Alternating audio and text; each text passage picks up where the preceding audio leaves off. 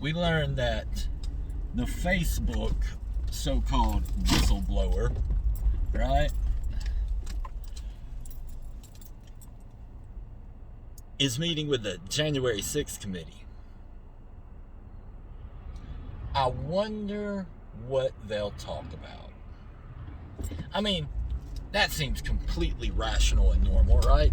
That the person who's claiming Facebook to be evil meets with the committee that claims the people that went to the Capitol on the 6th are evil. What do you think will come of that?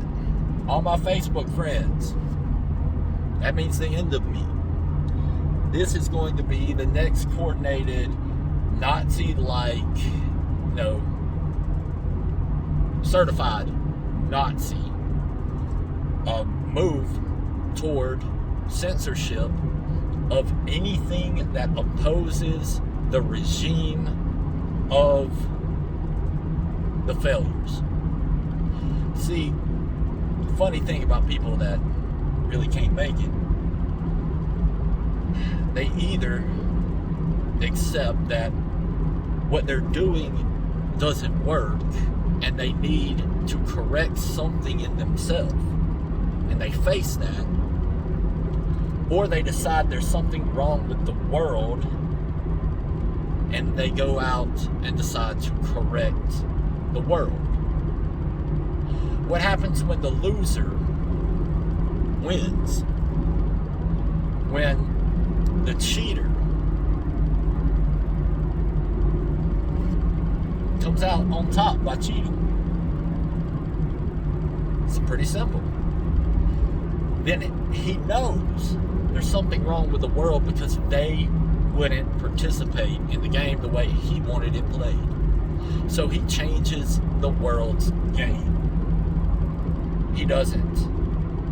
He knows he can't win. So what does he do? He changes the game.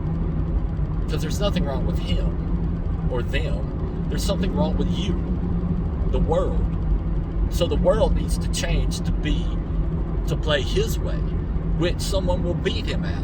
And he'll fail again and blame it on you again until there's no one left in the whole damn world but his own failing stupid ass. And then he will still claim that it was the air that did it. Till the day the failure dies, he's a failure.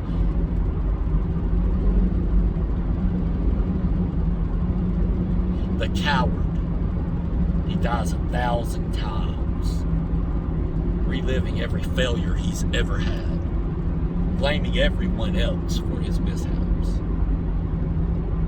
the whole time knowing he is the one that's not living up to who he knows he is. Therefore, he'll destroy his entire existence to protect his ego instead of facing that truth.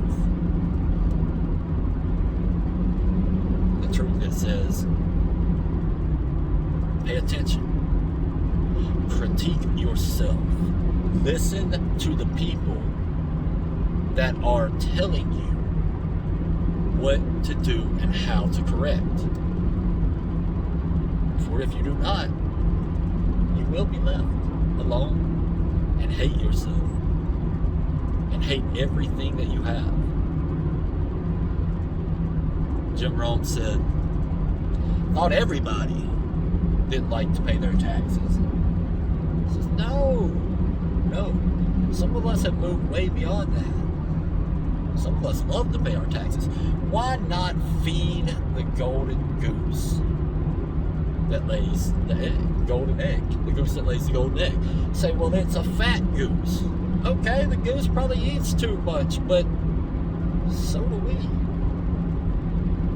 Let's not damn all that we have because it's all we have.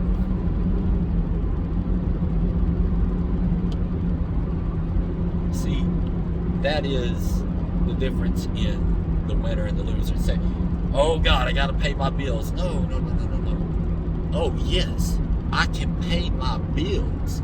I get to pay my bills. It's an honor to pay these bills because it's all you got. And you set the setup up. Whose fault is that but yours? So you might as well look forward to the bills happily engaging in building your wealth by the things you pay for. And if you truly don't see the benefit in it, why not give that up? But it's the difference in the winning attitude and the failure. It's the difference in Joe Biden and Donald Trump. Donald Trump successful in everything he's ever done. Joe Biden has lived his life like a leech off of the American people and hated the businesses that funded his campaigns. And because he has to do favors for those businesses, he thinks business art is evil and aims to destroy all of them. And if allowed to continue this BS, he will. He will throw us into a civil war and a world war for the leader does anything. He passes through his people his attitude. And when an attitude of failure and hatred and mistrust and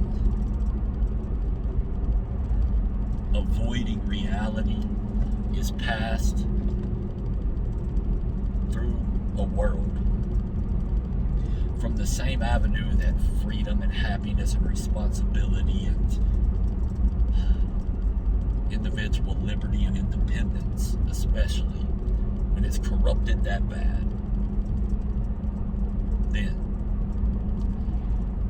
when you see destruction, know that if you participated in that attitude that was passed down, you too are at fault.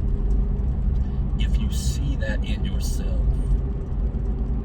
it should be your aim to correct that so that that attitude will never win in your life, making you the winner.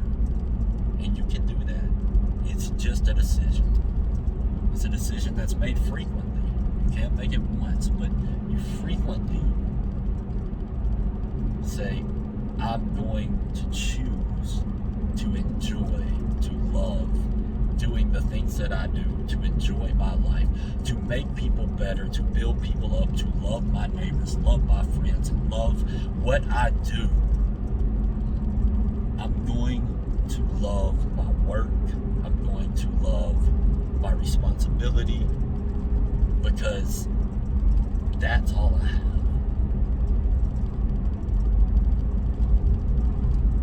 And they're worth it. And I'm worth it. And I'm appreciative and grateful. Do that.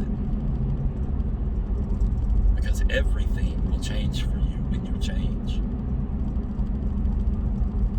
And nothing will change for the man who doesn't. You won't change. It starts with the individual and can spread through the world like a wildfire of blessings and love, or like a wildfire of damnation and hatred.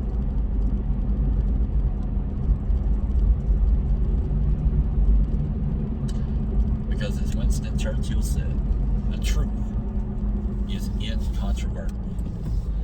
Malice may attack it, ignorance may deride it, but in the end, there it is. Oh, and one more by Winston Churchill. Lady came to interview him. He was drunk. Lady said, Sir Winston Churchill, you are drunk. He said, yes, ma'am. I am drunk. But you are ugly. Tomorrow, I will be sober.